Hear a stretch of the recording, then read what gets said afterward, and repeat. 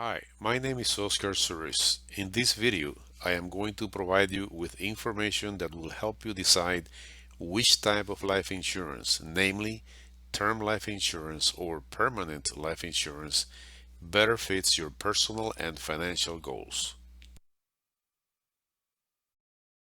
The question then becomes, do I purchase term life insurance or whole life insurance?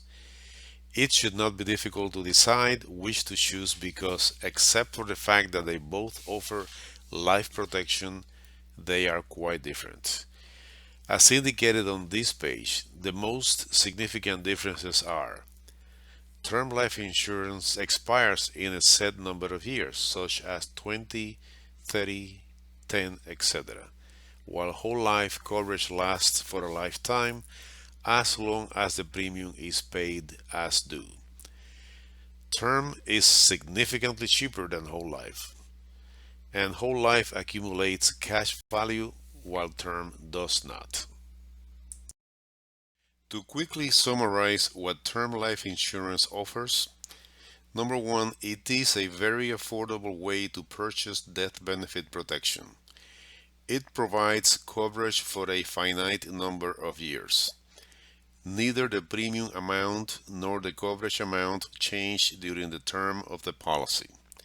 Some term policies can be converted to permanent policies with the same issuer, but once expired, renewals are equivalent to obtaining a new policy, which will make the new premium very expensive. Term policies do not accumulate cash value. Longer maturities become less available as one becomes older. For instance, a 60 years old person will not be able to find a term policy for 30 years. Again, term life insurance is cheap life insurance.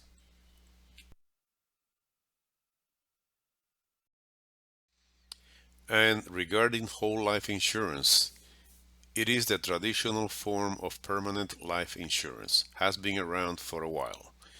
And whole life insurance is all about guarantees. The premium amount is guaranteed to never go up. The death benefit is guaranteed for life. There is a guaranteed cash value that grows each year. However, keep in mind that all these guarantees are contingent upon the premium paid on time. Uh, Also, the premiums are much higher than for term life insurance, but then it also delivers more benefits.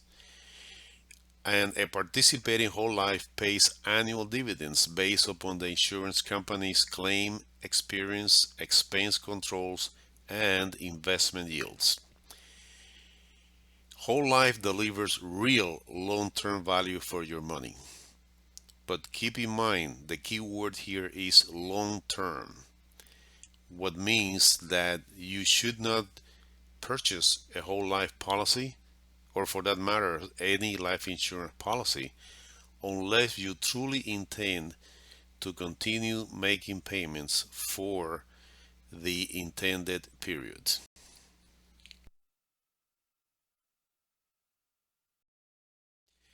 And we're back to the original question, which is better for you, term or whole life? And the answer is clear. It depends on the person. Each person is different. Each person has different personal goals, financial goals, and consequently, what works for one will not work for the other. One observation I would like to make at this point is that if the only motivation for a person to consider whole life is the fact that whole life insurance provides permanent coverage, then that person should also consider universal life insurance, which is also a permanent form of life insurance, more expensive than term life insurance, but much cheaper than whole life. On the next page, we're going to show a chart that, in my opinion, will probably go a long way to show clearly which way to go depending on each person's situation.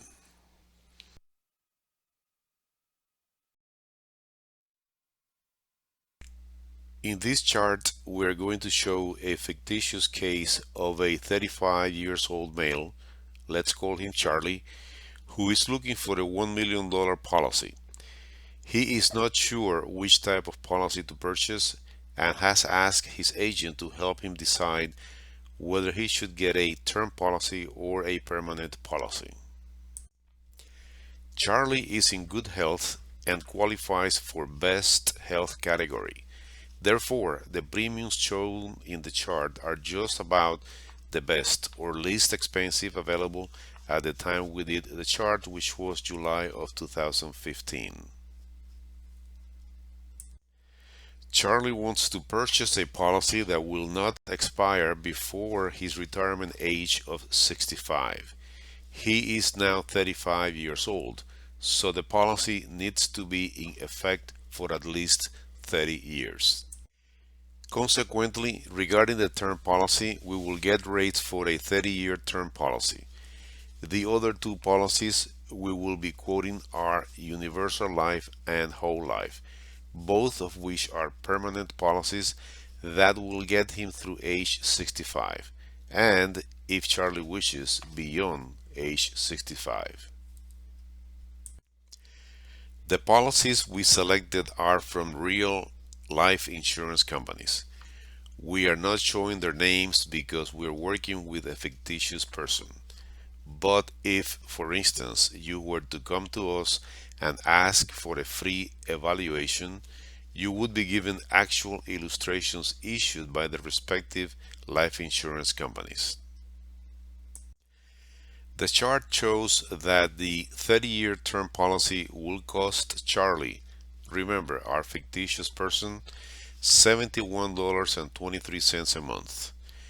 The Universal Life policy, which again is a permanent policy, will cost him $266 each month.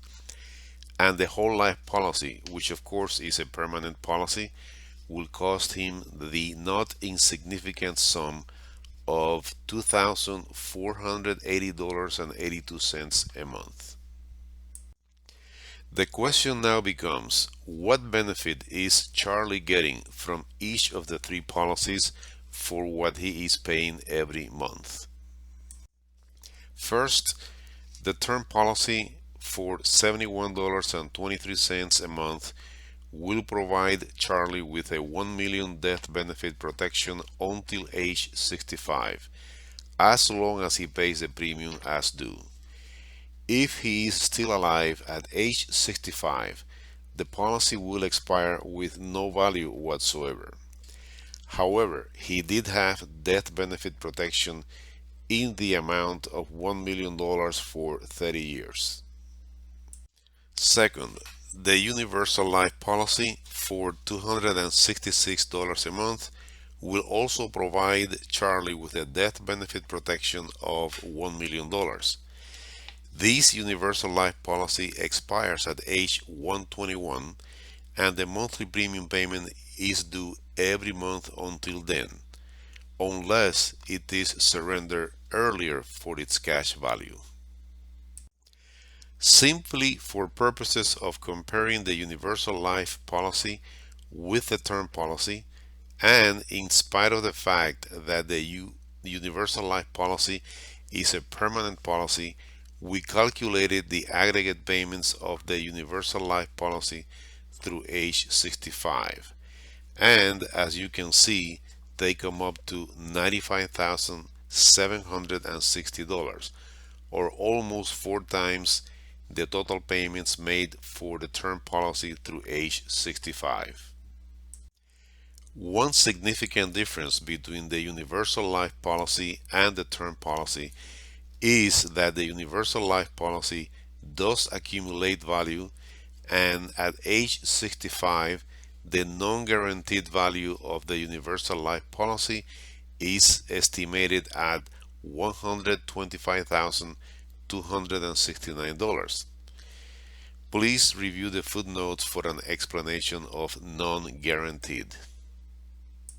At age 65, and actually at other times during the life of the Universal Life policy, Our fictitious client Charlie has two options with respect to the universal life policy.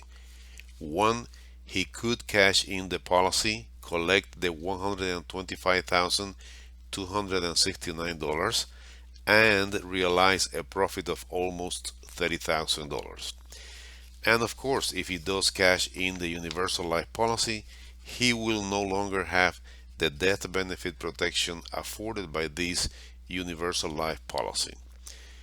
And two, he could simply continue making premium payments to keep the policy in force, maintain the $1 million death benefit protection, and let the policy continue to increase its cash value. We now will look at the whole life policy, which is a different animal altogether. Actually, some people say that whole life insurance should be a separate asset class, just like stocks and bonds are different asset classes.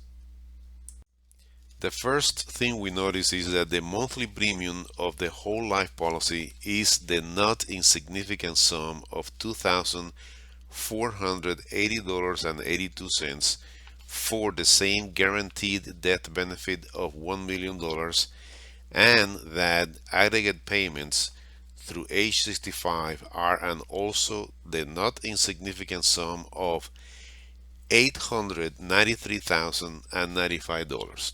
Wow. And what do you get for this huge payment? As you will see on the chart, at age 65, the guaranteed cash value of the whole life policy is $538,140, and the non-guaranteed value of this policy also at age 65 is $1,825,357. Again, please refer to the footnotes for an explanation of non-guaranteed. This means that if Charlie pays $2,480.82 a month for 30 years, he can expect to cash in his policy at age 65 and collect approximately $1,825,357, more than doubling his money after having a $1 million death benefit protection for 30 years. Or he can simply continue making the monthly premium payments and let the cash value and death benefits continue to increase, since this policy, remember, is a permanent policy. In addition to the death benefit and cash value benefits mentioned already, life insurance policies have other important benefits, referred to as riders, which are explained in the consumer brochure you will receive from the insurance company offering the policy.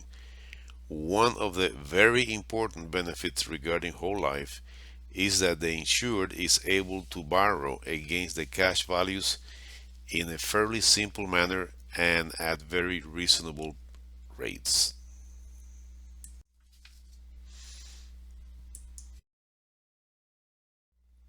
We trust the information in this video will help you decide which type of policy better meets your personal and financial goals. Once you're ready to purchase your policy or policies, or if you have any questions, we hope you will give us the opportunity of working with you in this regard. Thank you.